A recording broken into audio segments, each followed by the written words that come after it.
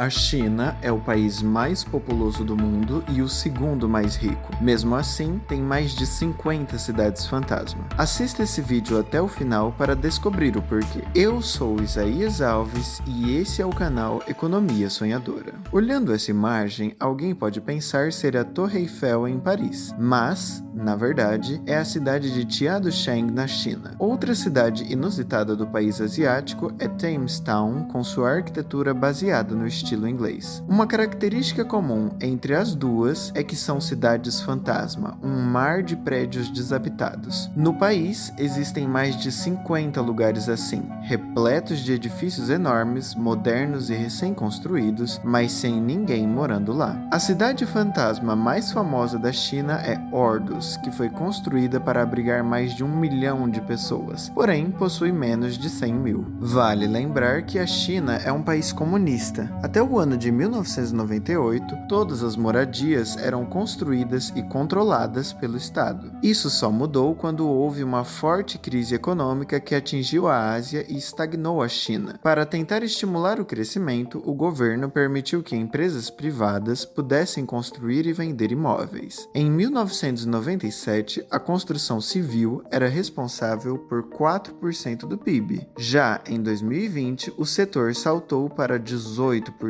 Graças à construção civil, a China voltou a crescer aceleradamente, saindo da crise. Enquanto os Estados Unidos gastaram 4,5 bilhões de toneladas de cimento entre 1901 e o ano de 2000, a China consumiu 6,6 bilhões de toneladas somente entre 2011 e 2013. Isso significa que a China usou mais concreto em 3 anos do que os Estados Unidos gastaram em um século inteiro. Se você também ficou chocado com essa informação, deixa o seu like aqui no vídeo. Sendo o país mais populoso do mundo, com mais de 1 bilhão e 300 milhões de habitantes e a segunda maior economia, fechando o ano de 2020 com um PIB de 14,7 trilhões de dólares, logo vem a dúvida: por que o país tem tantas cidades fantasma? A seguir, mostro os 3 maiores motivos para isso. Capítulo 1: Empréstimos. A partir de 98, os governos locais das províncias ficaram responsáveis por vender as terras e imóveis, o que se tornou uma importante fonte de receita para eles. As províncias chinesas são proibidas de tomar empréstimos em bancos e outras instituições do mercado financeiro. Então, quando os governos locais precisam de empréstimos, eles têm que contraí-los do próprio Partido Comunista, que controla o governo central.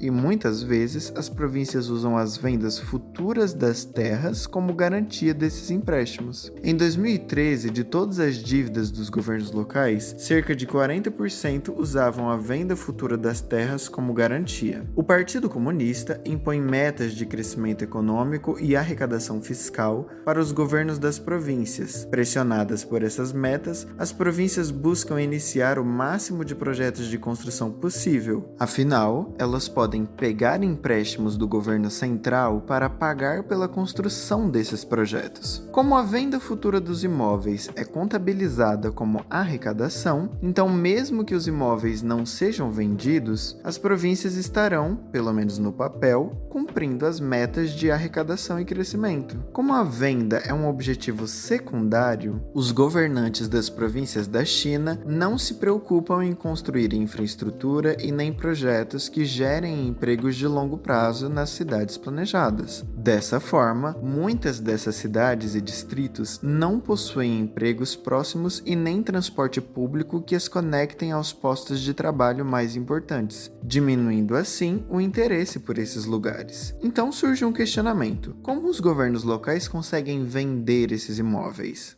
Capítulo 2: Especulação imobiliária.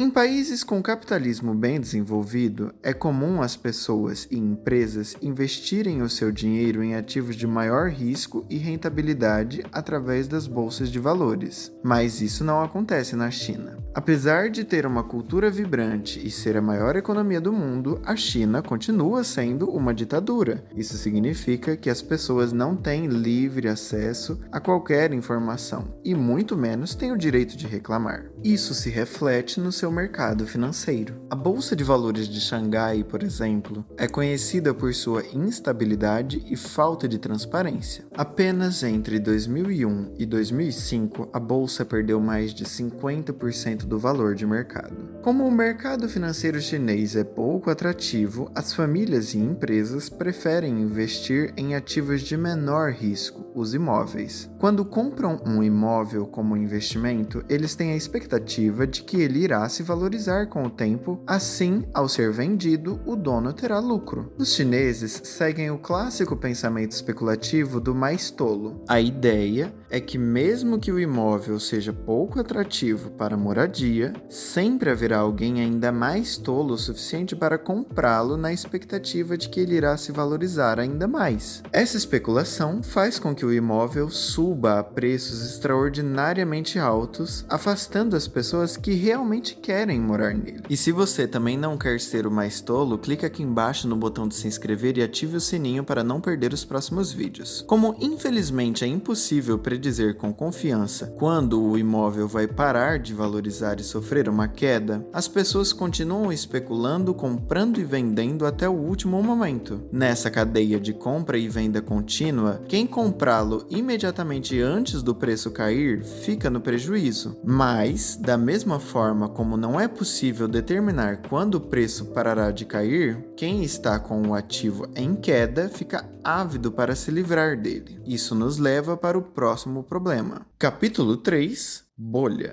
Na ânsia de aquecer a economia e gerar empregos rapidamente, o governo baixa os juros e dessa forma fica mais barato tomar empréstimos e fazer financiamentos e um número ainda maior de pessoas se torna capaz de comprar imóveis. Os bancos liberam o dinheiro tendo o próprio imóvel como garantia. Assim, caso o devedor não consiga pagar as parcelas do financiamento, o banco poderá tomar o imóvel e leiloá-lo. Com a demanda ainda maior, os preços sobem mais rápido, o que chama a atenção dos investidores que investem nos imóveis. Agora que existem mais pessoas podendo gastar sem que o número de produtos compráveis tenha aumentado junto, os preços sobem. A alta nos preços gera insatisfação entre as pessoas e o Estado é novamente obrigado a manipular os juros, dessa vez subindo eles para tentar controlar a inflação. Com os juros mais altos, os empréstimos e financiamentos ficam mais caros e as pessoas já não conseguem mais pagar as parcelas. Os bancos, então, tomam os imóveis dados como garantia e os colocam para leilão. O problema é que, como todos os bancos estão fazendo isso ao mesmo tempo,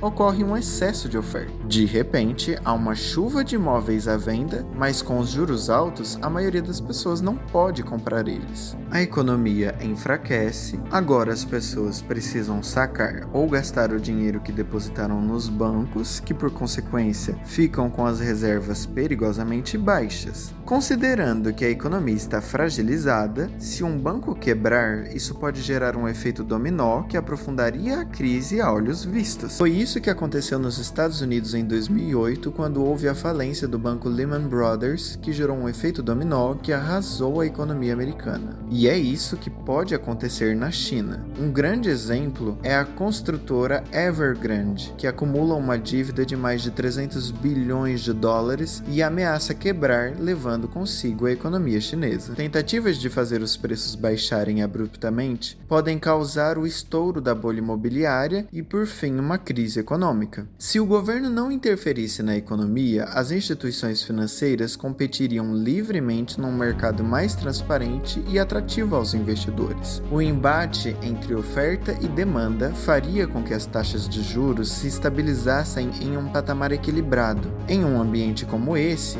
o crescimento viria de forma natural e sustentável, conforme o tempo, e não haveria cidades fantasma. As megacidades fantasma da China não têm moradores, mas têm sistema de esgoto, ao contrário de Dubai. Clique aqui no vídeo que está aparecendo na tela para descobrir por que não existe um sistema de esgoto funcional em Dubai, onde a polícia dirige em carros de luxo e os hotéis são folheados a ouro. Muito obrigado e tchau!